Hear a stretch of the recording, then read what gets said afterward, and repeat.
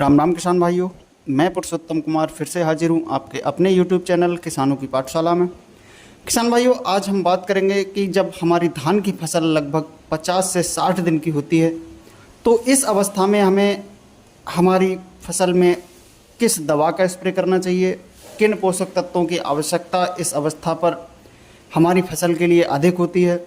हमें इस अवस्था पर अपनी धान की फसल की देखभाल कैसे करनी है, किन बातों का हमें विशेष ध्यान रखना है और क्या सावधानियां हमें रखनी हैं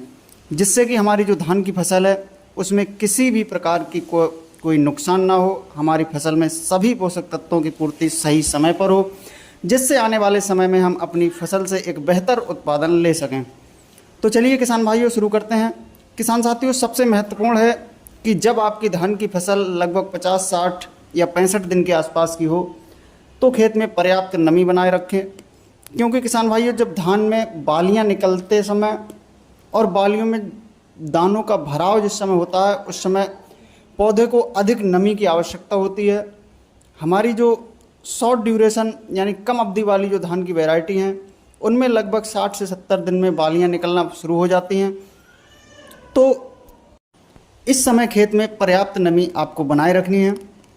इसके अलावा दूसरा किसान भाइयों, जो हमारी धान की फसल में बालियां निकलना प्रारंभ होती हैं और दानों का भराव शुरू होता है तो हमारी फसल के लिए सामान्य से अधिक सूक्ष्म पोषक तत्वों की आवश्यकता होती है। तो इस समय आपको अपनी फसल में एक स्प्रे करना है। अब मैं आपको बताने वाला हूं कि आपको इस स्प्रे में क्या क्या लेना है। तो आपको लेना है किसान भाइयों PI कंपनी का बायोवीटा, जिसकी मात्रा आपको लेनी है 500 ml, या फिर आप इफ़को की सागर का ले सकते हैं, इसकी भी मात्रा आप 500 ml प्रति एकड़ के हिसाब से आपको लेनी है। इसके साथ आपको लेना है किसान भाइयों 05234 NPK 05234 की 1 किलोग्राम मात्रा प्रति एकड़ के हिसाब से आपको लेनी है।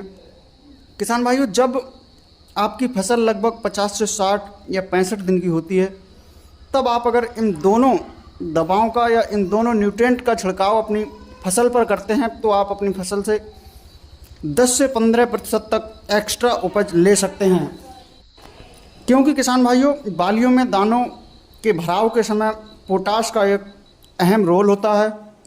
जो कि दानों का भराव बहुत ही अच्छे ढंग से करता है। तो किसान भाइयों, आप अपनी धान की फसल में इस अवस्था पर इन दवाओं का छिड़काव यदि आप करते हैं तो आप भी अपनी फसल से एक बेहतर उत्पादन के साथ साथ एक अच्छी गुणवत्ता वाली उपज आप प्राप्त कर सकते हैं। किसान भाइयों, जानकारी पसंद आई हो तो वीडियो को लाइक एवं शेयर ज़रूर करें।